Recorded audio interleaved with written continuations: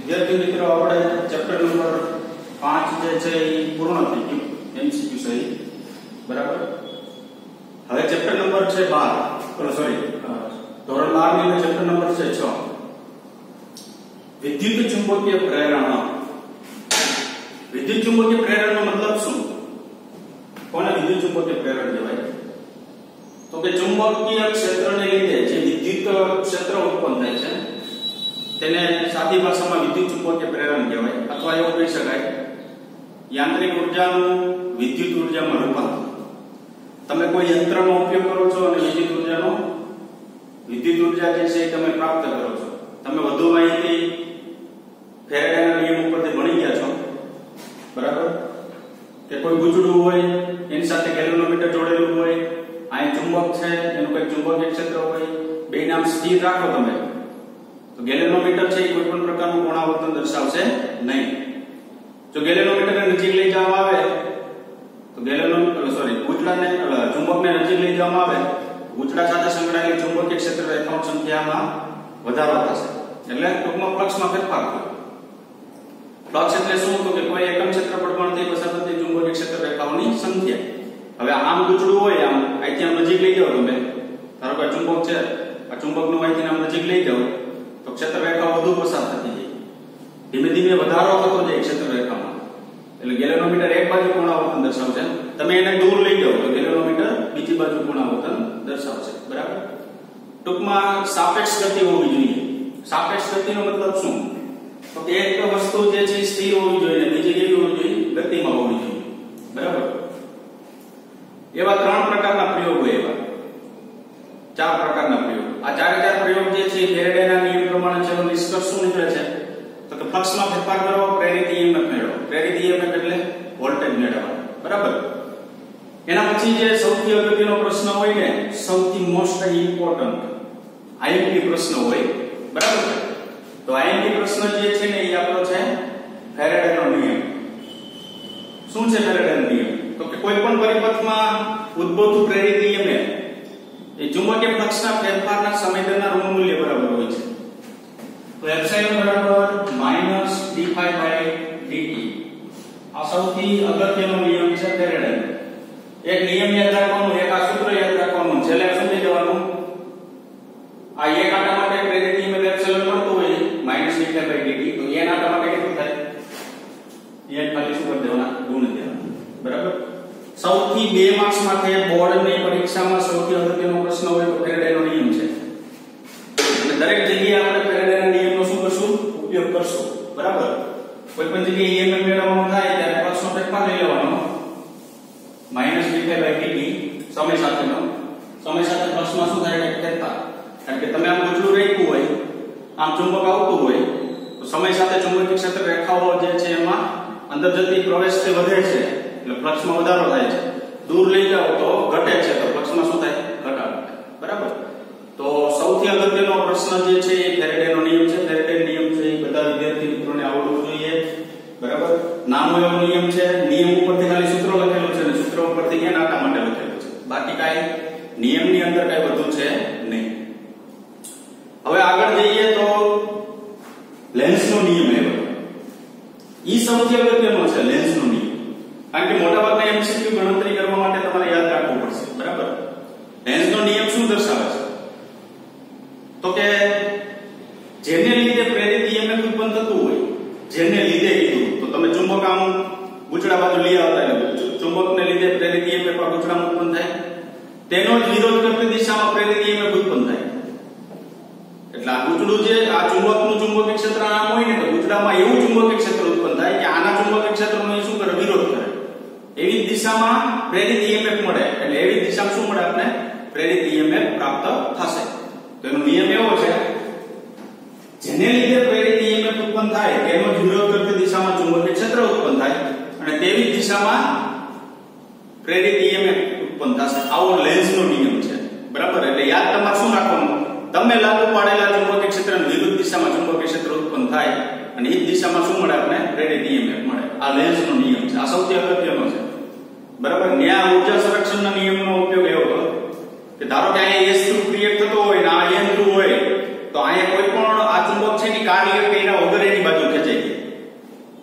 તો આપને ખબર છે કોઈ પણ કાર્યક્રિયા વગર એની બાજુ ખેંચાઈ જાય તો ઊર્જાના ભોગે જો ઊર્જા પ્રાપ્ત થાય ને તો ઊર્જાનું સંરક્ષણ થયું કહેવાય.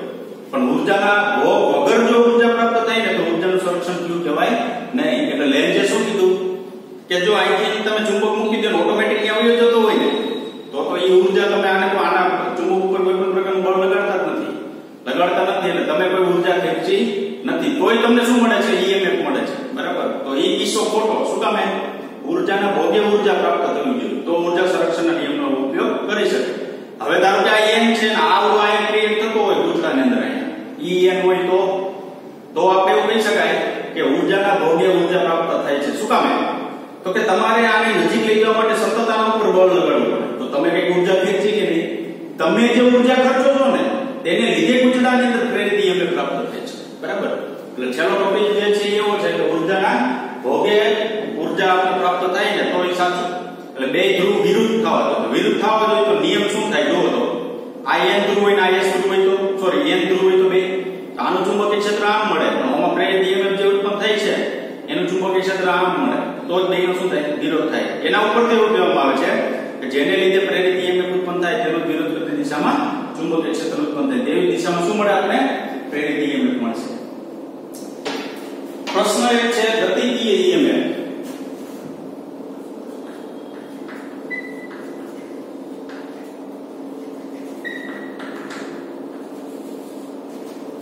ગતિકીય EMF કોને કહેવાય?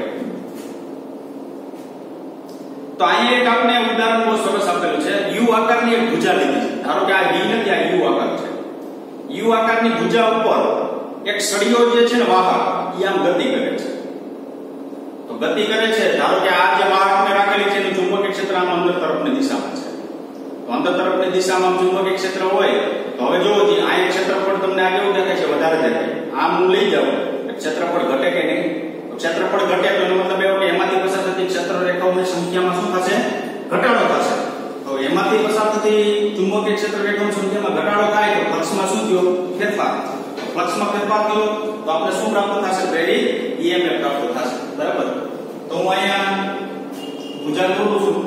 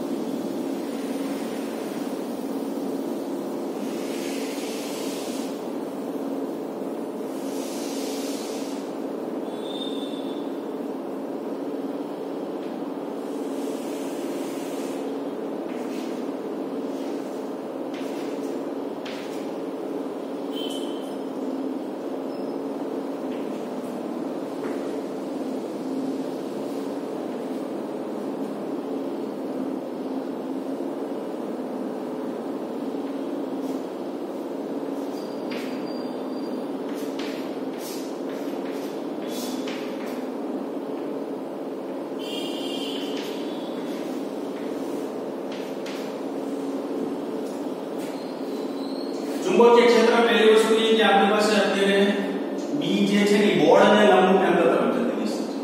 આ મેં U આકારની શું ની કેમ પૂછાવી એના ઉપર PQ નામનો સળિયો છે ને આમ ગતિ કરે છે. તો PQ નામનો સળિયો જ્યારે ગતિ કરશે એટલે PQ નામના સળિયાના છેડા ઉપર બે છેડા ઉપર પ્રેરિત શું મળશે? EMF પ્રાપ્ત થશે. હવે મેં પ્રવાહ જે છે ને એ અત્યારે જો આમ દર્શાવી ઉપર. હવે એ કેમ દર્શાવ્યો ને હું અત્યારે નહીં કહીશ. બરાબર. એની અંદરની ડિટેલ જોવી પડે કે કેવી રીતના પ્રવાહ જે છે ઉત્પન્ન થશે. તો પ્રવાહ અત્યારે હું કહેતો નથી પ્રવાહ કેવી રીતના, કારણ કે અત્યારે આપણે પ્રવાહનો ઉપયોગ નથી. બરાબર. સૌથી અગત્યનો પ્રશ્ન છે.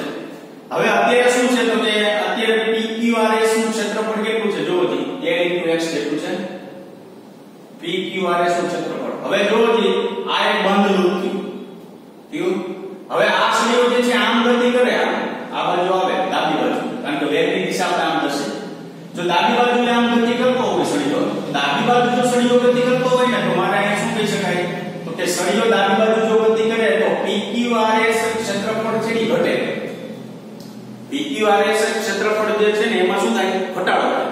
તો PQRS ક્ષેત્રફળમાં ક્ષેત્રફળમાં જો ઘટાડો થાય તો આમાંથી પસાર થતી ક્ષેત્ર રેખાઓની સંખ્યા ઘટે. તો ઘટે તો આપણે એવું કહેવાય કે પહેલા પક્ષ વધુ હતું, પછી આમ ગયા એટલે પક્ષમાં શું થયો? ઘટાડો થયો. શું કામ? પક્ષ એટલે શું? તો કે એકમ ક્ષેત્રફળમાંથી પસાર થતી ક્ષેત્ર રેખાઓની સંખ્યા એને પક્ષ કહેવામાં આવે. તો મારી પાસે એક PQR ક્ષેત્રફળ છે, આ એકમ ક્ષેત્રફળ છે, એમાંથી આ લંબરૂપ ક્ષેત્ર રેખા શું થાય છે? પસાર થાય છે. તો જો જે આ સળિયો આમ આવે તો સળિયો આમ જો આવે ને તો ફ્લક્સમાં શું થાય? ફેરફાર થાય. જો સ્થિર રહી જશે તો એનું ફ્લક્સ કોન્સ્ટન્ટ રહેશે. શું કામ? તો કે એમાંથી મારે એવું કહેવાય કે અત્યારે ધારો કે 5 ક્ષેત્ર રેખાઓ પસાર થાય છે અને સળિયો સ્થિર છે, વેગ 0 છે, બરાબર? તો સળિયો સ્થિર હોય ને 5 ક્ષેત્ર રેખામાંથી જો પસાર થતી હોય તો ફ્લક્સમાં ફેરફાર ન થાય. હું જેમ આમ આવું ને એમ પછી 4 પસાર થશે, પછી 3 પસાર થશે, પછી 2 પસાર થશે, પછી 1 પસાર થશે. એટલે ફ્લક્સમાં શું થયો? ફેરફાર. ફ્લક્સમાં ફેરફાર થાય તો આ જે વાહક સળિયો ગતિ કરે છે તેના બે બિંદુઓ એટલે કે છેડાના P અને Q બિંદુ પાસે એક બાજુ ઇલેક્ટ્રોન એક બાજુ પ્રોટોન ભેગા થાય, તેના લીધે પ્રવાહનું શું થાય? નિર્માણ થાય. એટલે આપણે એવું કહી શકાય કે એમાં શું મળે? પ્રેરિત EMF. આ પ્રશ્ન બોર્ડની અંદર ઘણી વખત પૂછાઈ ગયો છે, પણ જો જે વિદ્યાર્થી મિત્રોએ પ્રવાહ જે છે એ દર્શાવેલો ન હોય, ભૂલાઈ જાય છે બધા મોટા ભાગના વિદ્યાર્થીઓને. જો પ્રવાહ દર્શાવેલો ન હોય તો એનો અડધો માર્ક્સ કપાય છે. આ બરાબર નોંધ લેજો. પ્રવાહ તમે દર્શાવેલો ન હોય તો એનો અડધો માર્ક્સ છે ને એ અહીં કટ થાય છે, બરાબર? એટલે બરાબર ધ્યાન રાખવું. એ વસ્તુ આપણી પાસે થવી જોઈએ નહીં. પ્રવાહ આમ શું કામ રહે છે એ હું તમને પછી કહીશ, બરાબર? આના પછી દિશામાં આમ પ્રવાહ છે એટલે આમ ને દોરી. તો હું અહીં લખું છું PQRS નું ક્ષેત્રફળ બરાબર A ઇન્ટુ શું થાય? x થશે, બરાબર? PQRS નું ક્ષેત્રફળ A ઇન્ટુ x. આગળ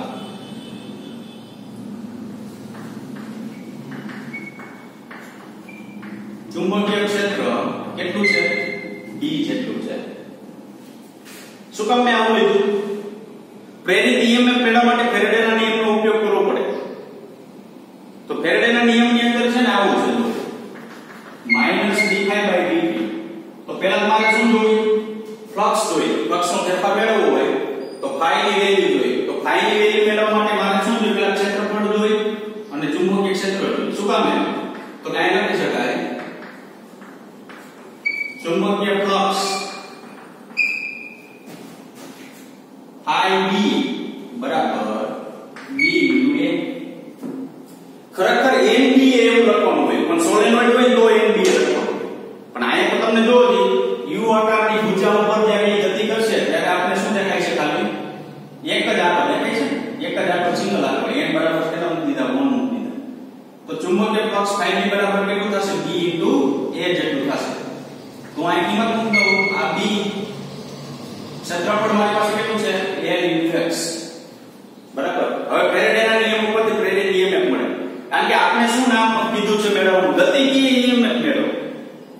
તો આ સળિયો છે ને એ ડાબી બાજુ v વેગથી ગતિ કરે છે, તેને લીધે જે EMF મળે ને એને શું કહેવામાં આવે છે? ગતિકીય EMF. તો EMF મેળવવા માટે ફેરેડેના નિયમ ઉપરથી આપણી પાસે સૌપ્રથમ શું હોવું જોઈએ? તો કે આપણી પાસે ફ્લક્સ હોવું જોઈએ. જો આપણી પાસે ફ્લક્સ હોય ને તો તમને શું પ્રાપ્ત થશે? પ્રેરિત EMF પ્રાપ્ત થશે. તો સૌપ્રથમ અમે જોઈએ આગળ ફેરેડેના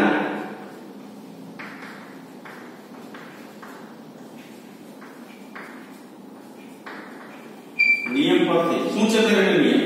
તો કે એપ્સિલોન બરાબર -dϕb/dt. કારણ કે સમય સાથે ફ્લક્સમાં જો ફેરફાર થાય ને તો પ્રેરિત EMF મળે. સમય સાથે જો ફ્લક્સમાં ફેરફાર થાય તો શું મળે? પ્રેરિત EMF. ફેરેડેના નિયમ જોઈ ગયા કે તમે ઊભું રાખી દો, તમે સમય ચાલતો હોય પણ ફ્લક્સમાં ફેરફાર ન કરો તમે, બરાબર, તો એપ્સિલોન મળતું નથી. આમાં હું કિંમત મૂકી દઉં તો -d/dt. ફાઈ b ની વેલ્યુ આવી b × Lx. હવે હું આમાં જોઉં છું આ આકૃતિની અંદર મને શું કોન્સ્ટન્ટ દેખાય છે અને શું સમય સાથે ફરે છે? તો શું કોન્સ્ટન્ટ દેખાય ને શું સમય સાથે ફરે છે? જો બી ફરે છે નહીં, તમે લાગુ પાડેલું ચુંબકીય ક્ષેત્ર તો અચળ જ રહેશે એમનો. બી છે ને એ કેવું છે? અચળ જ છે. ચુંબકીય ક્ષેત્ર બી બરાબર આ લખો ને કૌંસમાં બી અચળ છે. ઈ ફરતું સમય સાથે નથી ફરતું. લંબાઈ તો કે આ લંબાઈ છે. હવે આ સળિયો આમ આવે તો આ લંબાઈને ફેરફાર થતો નથી, પરંતુ જે પહોળાઈ છે આપણી x એમાં ફેરફાર થાય. શું કામ? તો કે આ સળિયો આમ આવે ને એટલે x ઘટે. જો સમય સાથે આપણી પાસે આપણે વિકલન કરવું છે આમાં, પણ અચળ કોણ છે એ ખબર કેમ પડે?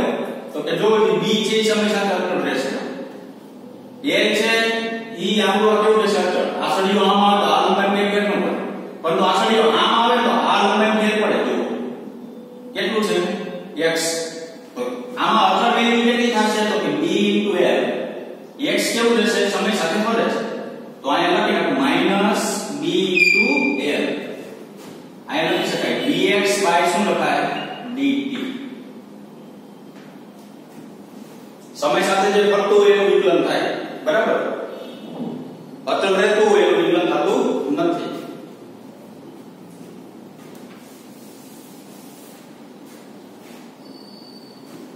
ચાલો જોવો તો આગળ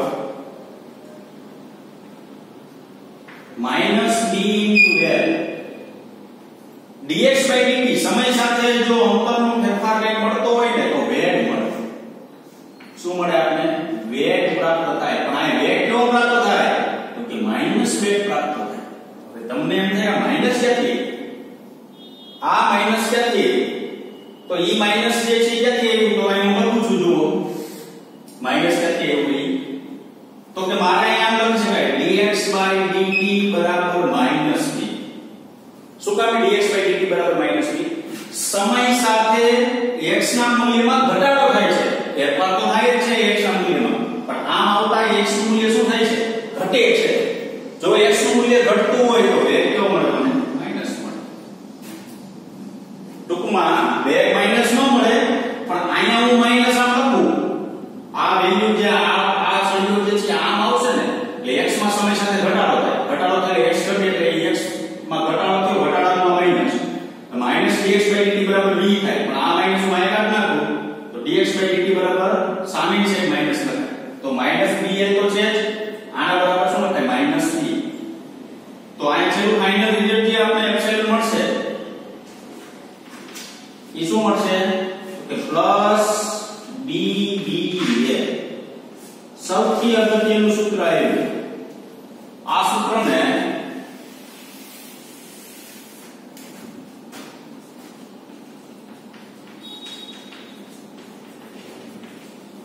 ગતિકીય EMF કરે છે. 3 માર્ક્સનો પ્રશ્ન છે. 3 માર્ક્સમાં બોર્ડમાં ઘણી વખત પૂછાઈ ગયો છે એટલો પ્રશ્ન. ગતિકીય EMF સમજાવો. તો u આગળની ભુજા લેવાની, ક્ષેત્રફળ લેવાનું, ફ્લક્સમાં ફેરફાર થાય છે કેવી રીતના થાય છે? તો આમ જતા ફ્લક્સમાં ફેરફાર થાય છે, બરાબર? આ ઉપરથી આપણે શું મેળવી શકીએ? ગતિકીય EMF જે છે એ મેળવી શકીએ. તો BBL ને શું કહેવામાં આવે છે? ગતિકીય EMF કહેવામાં આવે છે. સૌથી અગત્યનું સૂત્ર. ક્યારે એવું? હવે સૌથી અગત્યની વસ્તુ હોય તો આપણે શું? ગતિકીય EMF ના જે u આગળની ભુજા છે તેમાં PQ નામનો સળિયો જે ગતિ કરે છે તેમાં પ્રવાહનું નિર્માણ કેવી રીતના થાય છે તે આપણે મેં કીધું ને કે પ્રવાહ અત્યારે આપણને ખબર કઈ દિશામાં વહે છે, પણ હવે એ જોઈએ આપણે પ્રવાહનું નિર્માણ જે છે એ કેવી રીતના થાય છે તે, બરાબર?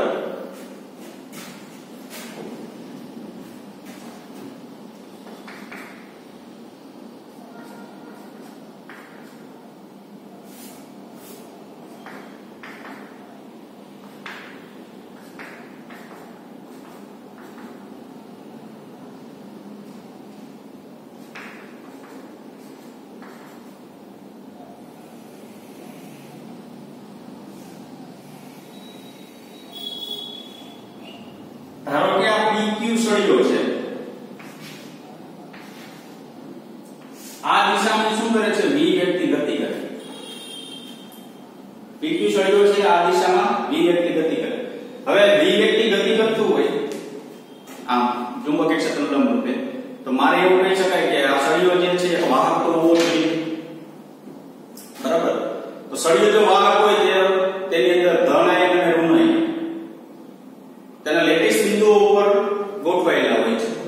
તેની અંદર ધન આયન હોય છે અને તેની અંદર શું હોય છે? ઋણ આયન ગોઠવાયેલા હોય છે. તો વાહક સળિયો જ્યારે ગતિ કરશે ત્યારે ચુંબકીય ક્ષેત્રને બાહ્ય ચુંબકીય ક્ષેત્ર વાહક સળિયો ઉપર લાગુ પડેલું છે. તો તમને ખબર છે કે આગળ આપણે બળ આવી ગયું, q બળ આવ્યું, તો કે F વેક્ટર બરાબર q * v vector cross b. ચુંબકીય ક્ષેત્રમાં b જેટલા ib જેટલું શું છે? ચુંબકીય છે. b જેટલા ચુંબકીય ક્ષેત્રમાં જો v જેટલા વ્યક્તિ ગતિ કરતો હોય તો વાહક તારની અંદર રહેલો જે વિદ્યુતભાર છે તેના પર લાગતું બળ કેટલું થાય? તો F વેક્ટર બરાબર q * v vector cross b vector થાય. ફરી વખત b જેટલા ચુંબકીય ક્ષેત્રમાં v જેટલા વ્યક્તિ કોઈ વિદ્યુતભાર કોઈ સળિયો ગતિ કરતો હોય તો વાહકની અંદર રહેલો વિદ્યુતભાર છે એના પર લાગતું બળ કેટલું? F બરાબર q * v vector cross b vector. હવે જો મેં શું કીધું, આમાં ઇલેક્ટ્રોન હોય છે પ્રોટોન હોય છે. તો ઇલેક્ટ્રોન પ્રોટોન બે વસ્તુ આની અંદર જો સંકળાયેલી હોય, બરાબર, ઇલેક્ટ્રોન અને પ્રોટોન જે છે બે વસ્તુ જો આની અંદર સંકળાયેલી હોય તો ઇલેક્ટ્રોન ઉપર કઈ દિશામાં બળ લાગે, પ્રોટોન ઉપર કઈ દિશામાં લાગે? તો આપણી પાસે આ બેની દિશા તો ઓલરેડી છે. કોની કોની? તો કે વેગ કઈ દિશામાં છે એ ખબર છે, ચુંબકીય ક્ષેત્ર કઈ દિશામાં છે એ ખબર છે. તો જો વેગની દિશામાં મોટું રાખો પ્રથમ સદિશ, બીજા સદિશની દિશામાં આમ રાખો, આમ થશે, હા અંદર તરફ આમ. તો હથેળી પણ કેવી મળે? નીચે તરફ મળશે હથેળી, આમ નીચે તરફ મળશે, બરાબર. વેગની દિશામાં તો ચુંબકીય ક્ષેત્રની દિશામાં આંગળી, તો હથેળી મળે નીચે તરફ. તો નીચે તરફ મળે તો હું આ ધન વિદ્યુતભાર રાખું ને પ્રોટોન, તો એના ઉપર લાગતું બળ કેવું થાય? નીચે તરફ. એટલે બધા પ્રોટોન જે છે આ બિંદુ પાસે શું થઈ જાય? ભેગા થઈ જાય. હવે આપણે ખબર છે કે વેગની દિશાના ચુંબકીય ક્ષેત્રની દિશા, હવે આ ઇલેક્ટ્રોન હોય તો ઇલેક્ટ્રોન હોય તો જે દિશામાં તમારી હથેળીની છે એની વિરુદ્ધ દિશામાં એનું બળ હોય. મેં તમને આગળ ચોપડી કીધી કાઈ યાદ રાખવાનું આની અંદર કે બળ તો ઇલેક્ટ્રોન હોય ને એની જગ્યાએ વિદ્યુતભાર તરીકે કોણ હોય? ઇલેક્ટ્રોન ગતિ કરતો હોય. તો ઇલેક્ટ્રોન આપણે ઘણી જગ્યાએ આવી ગયું, બરાબર. આમાં છેલ્લે દાખલો ગણ્યો તો એમાં આવી ગયું કોણાવર્તન દર્શાવો. તો કોણાવર્તન દર્શાવો તો એવું કીધું કે ચુંબકીય ક્ષેત્ર જે છે એ તો કયો પ્રોટોન હોય તો બળ ઉપર તરફ, પણ ઇલેક્ટ્રોન હોય તો નીચે તરફ. એટલે આપણે નીચે તરફ કોણાવર્તન થશે, બરાબર. તો અત્યારે આપણે એવું કહેવાય કે આ ધન વિદ્યુતભાર છે તો આમ નીચે તરફ ધન વિદ્યુતભાર, એટલે ધન વિદ્યુતભાર તો હથેળી દિશામાં જ લાગે, પણ ઋણ વિદ્યુતભાર હોય તો હથેળી કેવું? વિરુદ્ધ દિશામાં.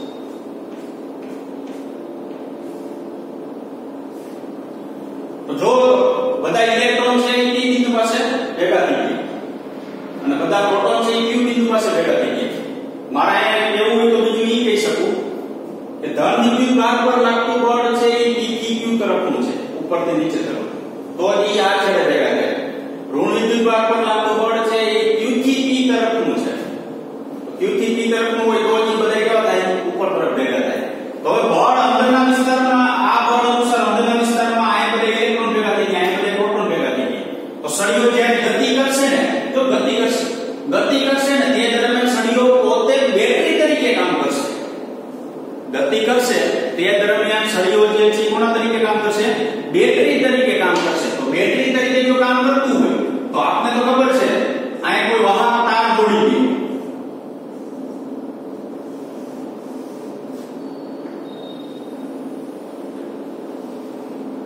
ધારો કે એને શું જોડી દીધો? વાહક તાર જોડી દીધો. જો વાહક તાર જોડી દેવામાં આવે તો ધન વિદ્યુતભાર છે ને એ ગતિ કરવા માટે સક્ષમ નથી. તમને ખબર છે કે ઇલેક્ટ્રિક ફીલ્ડ જે મળશે આપણે વિદ્યુત ક્ષેત્ર એમાં હંમેશા ઇલેક્ટ્રોન જ ગતિ કરતા હોય છે. આપણે પ્રોટોન ગતિ કરતા હોય એવું કીધું નથી. ઇલેક્ટ્રોન ગતિ કરતા હોય એટલે મતલબ એવો થયો ઋણ વિદ્યુતભાર છે એ ગતિ કરવા માટે સક્ષમ છે, ધન વિદ્યુતભાર છે એ ગતિ કરવા માટે સક્ષમ નથી. તો ધન વિદ્યુતભાર સક્ષમ ન હોય તો એ છેડા ઉપર ધન વિદ્યુતભાર એમ જ જમા થયેલું રહેશે, બરાબર.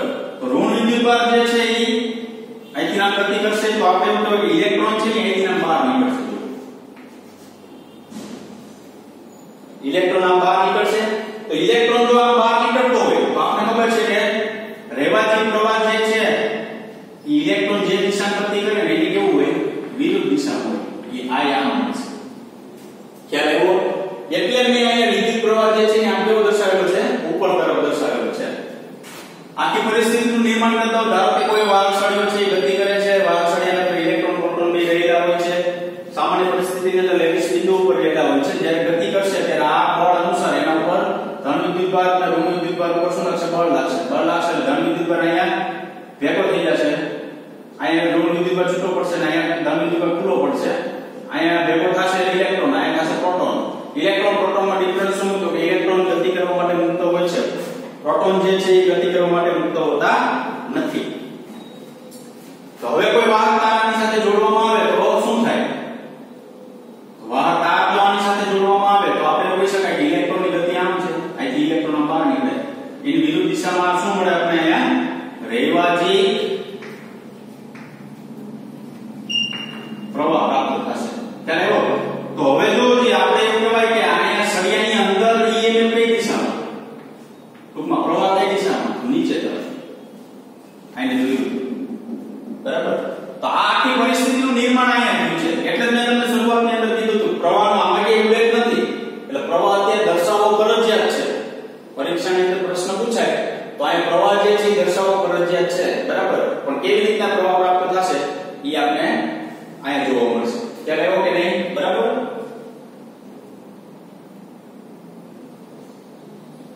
આગળ વિદ્યુત ભારને Q થી P સુધી ખસેડવા માટે થતું કાર્ય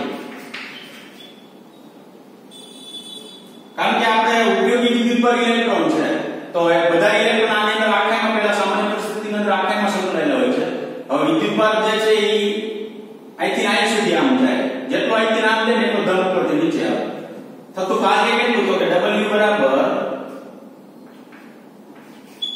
Q into epsilon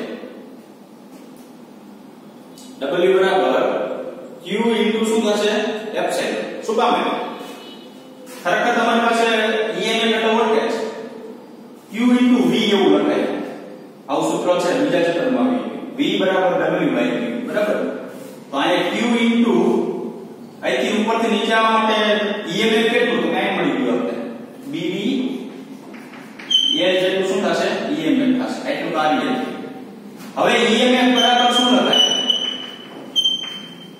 એકમ વિદ્યુતભાર D થતું કાર્ય આ કેવી રીતના લખ્યું વોલ્ટેજ બરાબર પ્રેરિત EMF બરાબર એકમ વિદ્યુતભાર થી થતું કાર્ય કારણ કે V બરાબર તમે શું લખી શકો W by Q લખી શકો બરાબર આ વિદ્યુતભાર ને આ ખસેડવા માટે થતું કાર્ય એટલું છે પણ એકમ વિદ્યુતભાર માટે થતું કાર્ય એટલે એ શું દર્શાવે છે EMF દર્શાવે તો EMF મેળવવું એપ્સિલોન બરાબર W તો આપણે મળી ગયું ઓલરેડી કેટલું મળ્યું તો કે Q into BVL મેળવ્યું આ Q કેન્સલ થઈ જાય ખાલી શું હતું BVL બનશે તો પ્રેરિત EMF સળિયાની અંદર કેટલું બે છેડાઓ છે P અને Q છેડાઓ છે પ્રેરિત EMF કેટલું આપણે ઉત્પન્ન થશે BVL તો આ સળિયો જે છે એ U આકારની દિશામાં ગતિ કરશે તે દરમિયાન થતું પ્રેરિત EMF કેટલું BVL જેટલું થશે બરાબર આગળ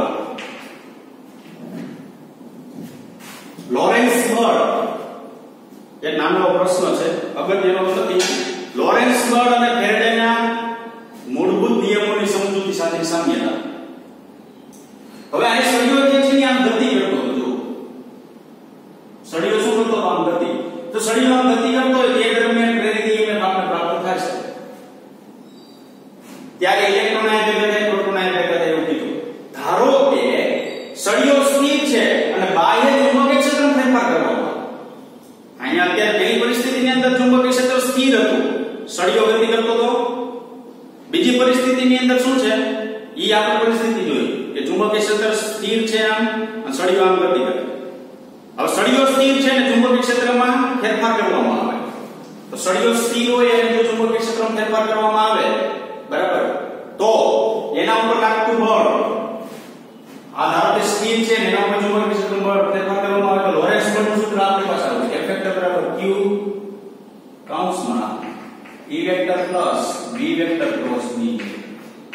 હવે જો સળિયો સ્થિર છે ને વેગ 0 થઈ ગયો તો f વેક્ટર બરાબર q ઇન્ટુ ખાલી શું મળે e વેક્ટર મળે.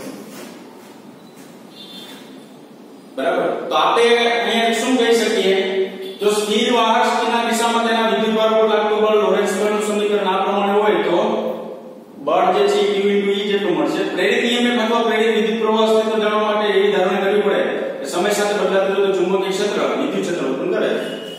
અત્યારે આપણે જો વેગ 0 હોય ત્યારે શું પ્રાપ્ત થયું વેગ બરાબર q ઇન્ટુ e વેક્ટર. ક્યારે છે આ વસ્તુ ક્યારે મળે છે તો સળિયો સ્થિર છે ને બાહ્ય ચુંબકીય ક્ષેત્રમાં તમે શું કરો છો આમ ફેરફાર કરો છો. બરાબર. સળિયો સ્થિર હોય બાહ્ય ચુંબકીય ક્ષેત્રમાં ફેરફાર કરો ત્યારે શું કીધું જો તમારે પ્રેરિત EMF અને પ્રવાહ બરાબર ઈ સમજવો હોય તો તમારે ધારણા કરવી પડે. શું ધારણા કરવી પડે તો કે આ બદલાતું જતું ચુંબકીય ક્ષેત્ર કારણ કે આ ઉપરનું બદલાવું છું સળિયો તો સ્થિર બદલાતું જતું ચુંબકીય ક્ષેત્ર શું ઉત્પન્ન કરે છે વિદ્યુત ક્ષેત્ર ઉત્પન્ન કરે છે એટલે એના ઉપર કયું બળ લાગે છે વિદ્યુત બળ લાગે છે. બરાબર. તો આપણે એવું કહી શકાય કે ગતિમાન કોઈ વિદ્યુતભાર હોય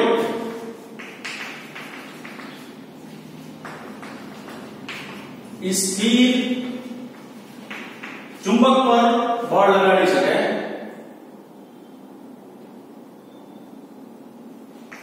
અને ગતિમાન ચુંબકીય ક્ષેત્ર અથવા ચુંબક ગતિમાન ચુંબક એટલે ચુંબકીય ક્ષેત્રમાં ફેરફાર થતો હોય એ સ્થિર વિદ્યુતભાર પર બળ લગાડી શકે. ગતિમાન વિદ્યુતભાર સ્થિર ચુંબક ઉપર બળ લગાડી શકે અને ગતિમાન ચુંબક છે એ સ્થિર વિદ્યુતભાર પર બળ લગાડી શકે. બરાબર. હવે જો ગતિમાન વિદ્યુતભાર કીધું સ્થિર ચુંબક ઉપર બળ લગાડે. ધારો કે તમારી પાસે એક ચુંબક છે સ્થિર છે અહીં ગતિમાન વિદ્યુતભાર હોય બરાબર ધારો કે એટલે વિદ્યુત ક્ષેત્ર ઉત્પન્ન થાય વિદ્યુત ક્ષેત્ર ઉત્પન્ન થાય તો ચુંબકીય ક્ષેત્ર ઉત્પન્ન થાય તો ચુંબકીય ક્ષેત્ર આના ઉપર શું લગાડે ગતિમાન ચુંબક હોય એ ધારો કે સોલેનોઇડ છે એમાં કોઈ પણ પ્રકારનો પ્રવાહ કે કંઈ પસાર થતું નથી એ સ્થિર છે. હવે આને આમ નજીક લઈ જાવ તો આ ગતિમાન ચુંબક આના ઉપર શું ઉત્પન્ન કરે સ્થિર વિદ્યુતભાર પર બળ લગાડે કારણ કે પહેલા તો આમ સ્થિર રાખી દો વિદ્યુતભાર એમ રહે છે આમ ગતિ લઈ જાવ તો વિદ્યુતભાર ગતિ કરવા માટે તો જ એમાં શું મળે પ્રેરિત EMF આપને પ્રાપ્ત થશે. બરાબર. તો આ એક નાનો એવો પ્રશ્ન છે એટલે ફેરાડેનું શોધનું આ મૂળભૂત મહત્વ છે જે વિદ્યુત અને ચુંબકને સંબંધિત છે. આ એક સમજૂતી નાની આપેલી છે બરાબર એમાં કઈ ખાસ નથી.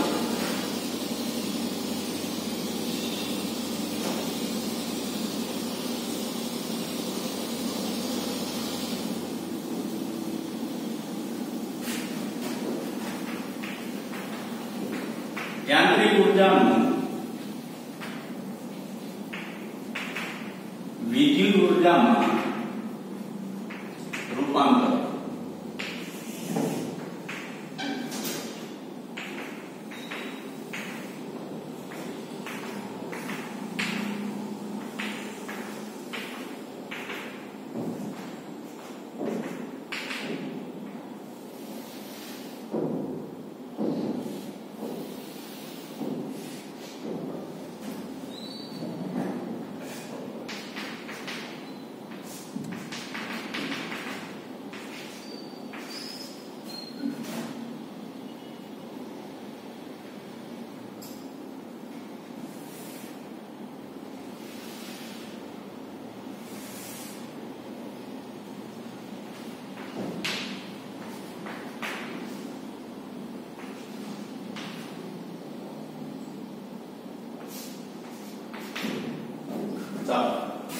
યાંત્રિક ઉર્જાનું વિદ્યુત ઉર્જામાં રૂપાંતર કારણ કે જો ત્યાં યુ આકારની ધ્વજા લીધી સળિયો લીધો એટલે યંત્રો કે વિદ્યુત ઉર્જાનું શું કીધું રૂપાંતર એટલે યંત્ર દ્વારા તમને વિદ્યુત ઉર્જા પ્રાપ્ત થવી જોઈએ કારણ કે આખા ક્ષેત્રની અંદર સૌથી મહત્વની વસ્તુ એક જ છે યાંત્રિક ઉર્જાનું વિદ્યુત ઉર્જામાં રૂપાંતર. હવે આપણે આ બધી ખબર પડી ગઈ કે વેગ આમ છે પ્રવાહ આમ સાથે ઇલેક્ટ્રોન આમ આવે એ બધી ખબર છે. બરાબર. હવે ધારો કે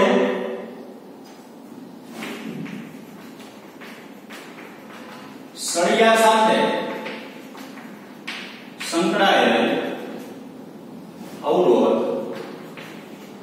સ્મોલ r સળિયાની અંદર એક શું સંકળાયેલો હોય છે અવરોધ સંકળાયેલો હોય છે એની સાથે સંકળાયેલો એ કેટલો છે સ્મોલ r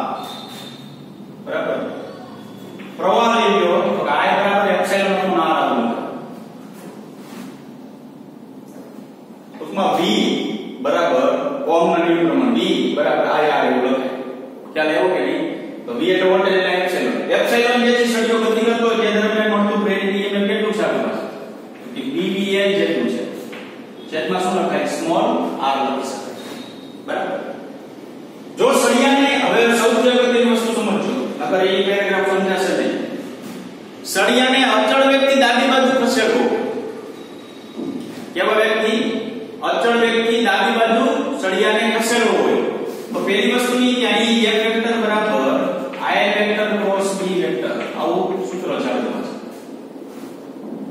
સળિયા ઉપર લાગતું બળનું સૂત્ર તો સળિયાની ચુંબકીય ક્ષેત્ર આમ છે બરાબર પ્રવાહ જે છે આપણે ખબર કેવો છે નીચે તરફ તો અહીંયા પ્રવાહ જો નીચે તરફ હોય આપણે તો ઈ દિશામાં આપણે શું લેશું નીચે તરફ જો પ્રવાહ હોય તો ઈ દિશામાં આપણે લંબાઈ લેશું તો જો જે બળ કઈ દિશામાં લાગે છે તે તો ચુંબકીય ક્ષેત્ર આમ છે સોરી પહેલા આપણે શું લે લંબાઈ દિશામાં નીચે તરફ છે ચુંબકીય ક્ષેત્ર બળ ને લંબ રૂપે અંદર તરફ આમ કી કરી તો હથેળી મળે છે જમણી બાજુ મળે તો લંબ તો જમણી બાજુ લંબ મળે તો આપણે ખબર છે a અને b વચ્ચે ખૂણો કેટલા મળે a નીચે તરફ છે b અંદર તરફ છે 90 ખૂણો છે તો આ બળનું જો મૂલ્ય લખવું એટલે F બરાબર BIL જેટલું મળે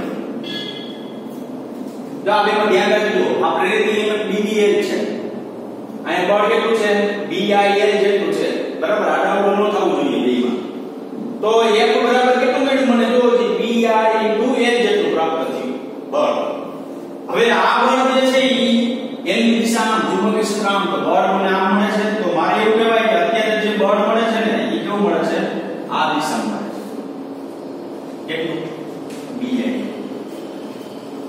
હવે સૌથી અગત્યની લીટી જે પેરેગ્રાફ છે સમજો જો સળિયાને ડાબી બાજુ v જેટલા અચળ વ્યક્તિ ગતિ કરાવવો હોય તો સળિયાને ડાબી બાજુ v જેટલા અચળ વ્યક્તિ ગતિ કરાવવો હોય તો સળિયાની અંદર BIL જેટલું બળ જમણી બાજુ લાગે છે સળિયાને ગતિ ડાબી બાજુ કરાવી છે પણ BIL જેટલું બળ કેવું લાગે છે જમણી બાજુ લાગે છે તો આપણા દ્વારા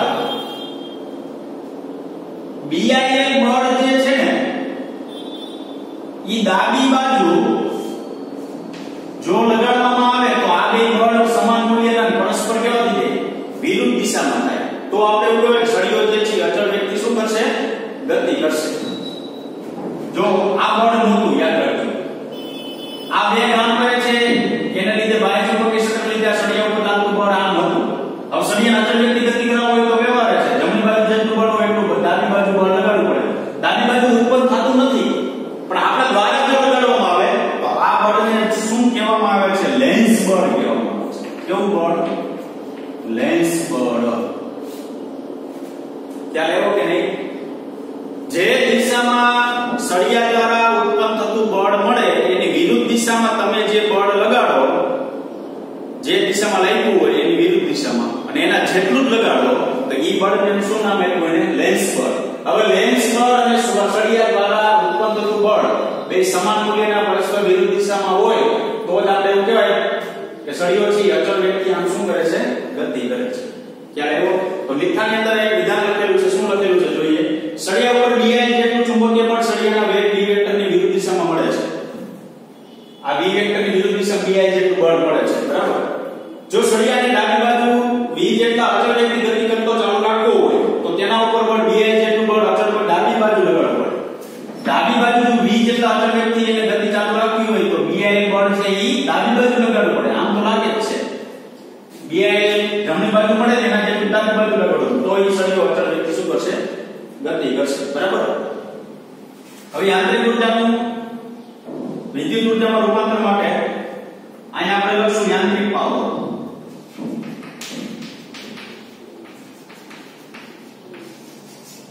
અહીંયા લખશું વિદ્યુત પાવર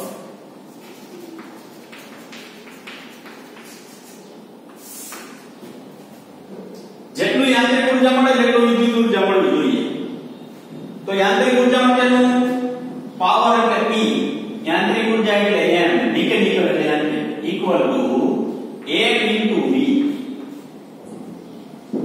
યાંત્રિક પાવર નું સૂત્ર આવું છે P = 1 * V વિદ્યુત પાવરનું સૂત્ર શું છે તો કે P ઇલેક્ટ્રિક એટલે આ P બરાબર એપ્સિલોન I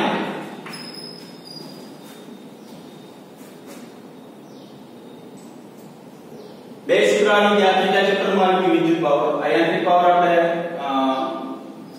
કાર્ય ઊર્જા પાવર ચેપ્ટર 11 માં 12 ચેપ્ટરમાં આવી ગયું ચાલો હવે આ યાંત્રિક પાવર અને વિદ્યુત પાવર વિદ્યુત પાવરમાં રૂપાંતર બે કેવું મળવું એક સમાન તો ઊર્જાનું સંરક્ષણ થયું કહેવાય ચાલો બળ કેટલું આપણી પાસે તો કાઈ ન થાય B I L છે આ છે વેગ કેમ ન ચાલો B I કેટલું થાય જો પ્રવાહ એટલો છે dV L upon R L into B I ની ખાલી કિંમત લીધી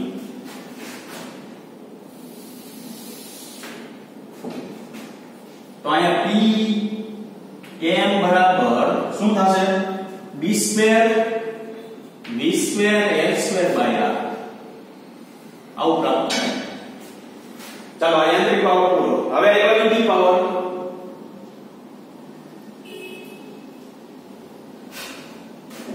એપ્સિલોન આપણી પાસે કેટલું છે BVL જેટલું છે અને આ I તો અહીંયા BVL ના I મૂકી દો કેટલું BVL upon R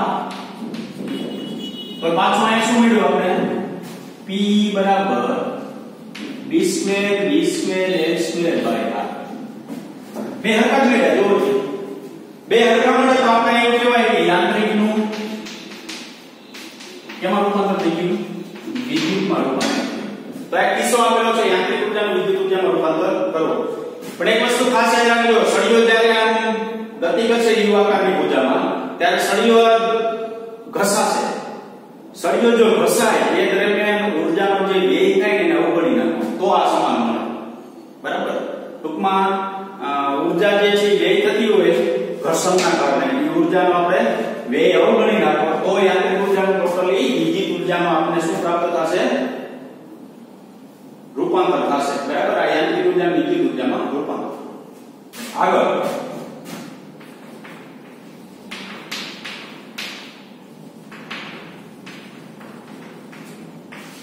વિદ્યુતભાર અને ચુંબકીય ફ્લક્સ વચ્ચેનો સંબંધ તો વિદ્યુતભાર અને ચુંબકીય ફ્લક્સ વચ્ચેનો સંબંધ શું તો આપણી પાસે ફેરાડેના નિયમ પ્રમાણે એપ્સિલોન બરાબર ડેલ્ટા કુલ phi B by dt delta T હવે આ એક એપ્સિલોન બરાબર આમ લખાય જો I * R V બરાબર આ ટૂંકમાં V બરાબર શું લખાય I R R એટલે ઓવર છે ને I એટલે પરિપથમાંથી પસાર થતો શું છે વિદ્યુત પ્રવાહ એપ્સિલોન બરાબર I * R આવું થયું હવે જો જી આ ફેરાડે નિયમ પ્રમાણે આપણે ત્રીજા ચેપ્ટરમાં આવ્યું એ પ્રમાણે હવે આના બરાબર delta Q by delta T * R પ્રવાહ બરાબર Q બાય T કારણ કે વિદ્યુતભાર અને ચુંબક ફ્લક્સ વચ્ચેનો સંબંધ મેળવવો હોય તો ફ્લક્સ આપણે આમાંથી મળશે અને વિદ્યુતભારનું સૂત્ર આમાંથી મળશે આપણે ત્યાં તો વોલ્ટેજ ને બેની સરખામણી કરો તો delta phi V by delta T બરાબર delta Q by delta T * R delta T cancel થઈ જાય તો વિદ્યુતભારનું કરતા કરો તો ડેલ્ટા ફાઈ V બાય શું થાય R